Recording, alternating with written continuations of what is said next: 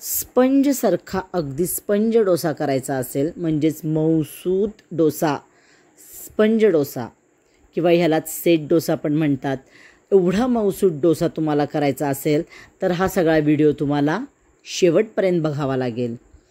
आता यासाठी सगळ्यात पहिल्यांदा आपण रेशनचा तांदूळ घेतलेला आहे. ज्या वाटीनं आपण तांदूळ घेणार त्याच वाटीनं सगळे आपण घ्यायचं आहे.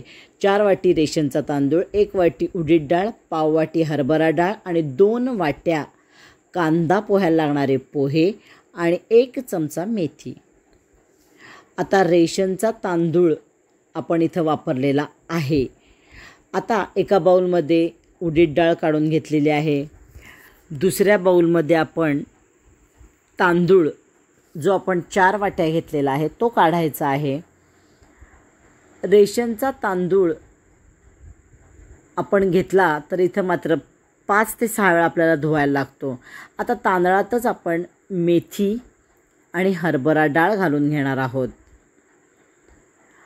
आणि तिसऱ्या बाउलमध्ये वेगळे आपण जे पोहे घेतलेत ते पोहेसुद्धा लगेच इथं घ्यायचे आहेत.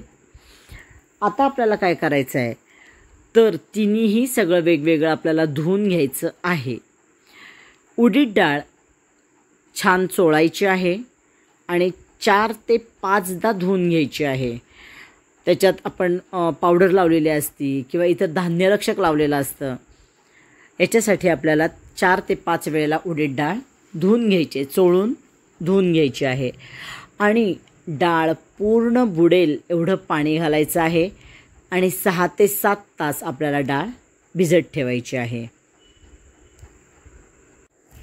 यानंतर आता आपण तांदूळ धुवून घेणार आहोत. आता हे रेशनचे तांदूळ आहेत त्यामुळे याच्यात काहीदा खरखर असती किंवा बारीक धूळ असती, तर हे सुद्धा आपल्याला हातानं चांगले चोळून तांदूळ 4 ते 5दा धुवायचे आहेत की त्यातली सगळी घाण निघून जाईल. 4 ते 5 वेळा स्वच्छ तांदूळ धुवायचेत आणि परत पूर्ण तांदूळ बुडेल एवढं पाणी घालायचं आहे. आणि आपल्याला तांदूळसुद्धा 6 ते 7 तास भिजत ठेवायचे आहेत.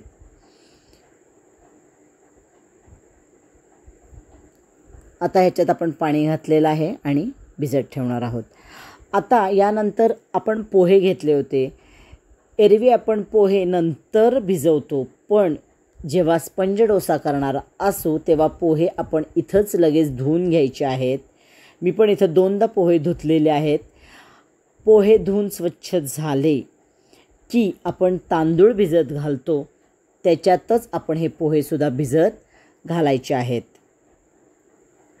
एरवी आपण जेव्हा तांदूळ भिजून झालेले असतात मिक्सरवरनं आपण काढणार तेव्हा आपण घालतो, पण इथं आपल्याला तेव्हाच तांदूळ भिजतानाच पोहे घालायचे आहेत. आणि आता हे सगळं आपण 7 ते 8 तास भिजत घालणार आहोत. 7 ते 8 तासानंतर डाळ आपली छान भिजलेली आहे. आता ह्याच्यातलं पाणी थोडंसं आपण काढून कडेला ठेवून देणार आहोत आणि नुसती डाळ घेऊन पहिल्यांदा उडीद डाळ सगळी मिक्सरमधनं काढणार आहोत. लागेल तसं थोडं पाणी घालायचं आहे. अगदी बारीक केवढी मस्त गंधकासारखी अशी गंध जसं असतं ना बारीक मस्त मऊसूद तसं झालेलं आहे. आता इथं मला एक सांगायचं आहे की आता पोहे आणि तांदूळ आपण मिक्सरवरनं काढणार आहोत, तो सुद्धा असाच अगदी पातळ मऊसूत असा व्हायला पाहिजे. तांदूळ आणि डाळ जेव्हा तांदूळ काढतो आपण तेव्हा त्याच्यात पाणी कमी ठेवायचं आहे. जास्त पाणी झालं तर अतिशय डोसे घालताना त्रास होतो. मी दाखवते त्याप्रमाणे त्याची कन्सिस्टन्सी असू देत. आणि आता हे 7 ते 8 तास फर्मेंट करायला ठेवायचं आहे. 7 ते 8 तासानं अरे बापरे केवढं फर्मेंट झाले बघा. वाव, इतकं सुंदर फर्मेंट झालेलं आहे आपलं स्पंज डोस्याचं बॅटर. आता याआधी मी चटणी करते. 1 वाटी खोबरं घेतलेलं आहे, वरचा काळा भाग काढलेला आहे. पाव वाटी डाळं घातलेलं आहे आणि हे पहिल्यांदा आपण मिक्सरवरनं फिरवून घ्यायचं आहे. याच्यात थोडंसं आलं, 1-2 पाकळ्याचं लसूण, मिरची तुमच्या आवडीनुसार घाला, मीठ, साखर आता थोडंसं पाणी घालायचं आहे आणि मिक्सरवरनं फिरवून घ्यायचं आहे. किती सुंदर चटणी झाली आहे बघा.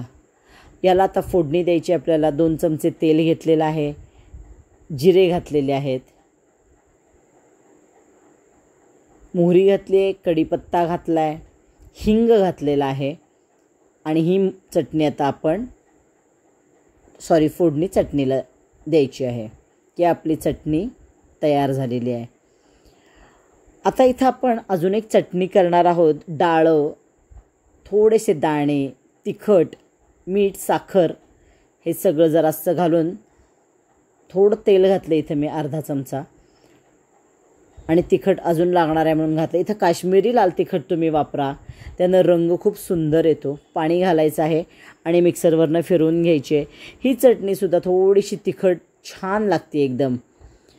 आता आपल्याला बॅटरमध्ये मीठ आणि साखर घालून घ्यायचं आहे आणि सगळं छान मिक्स करून घ्यायचं आहे. आता ह्याआधी आपण तवा तापवायला ठेवून देणार आहोत. तवा चांगला तापला की एका कापडानं पुसून घ्यायचं आहे आणि आपण डोसे घालणार आहोत. स्पंज डोसा किंवा सेट डोसा थोडा लहान असतो आणि थोडासा जाडसर असतो,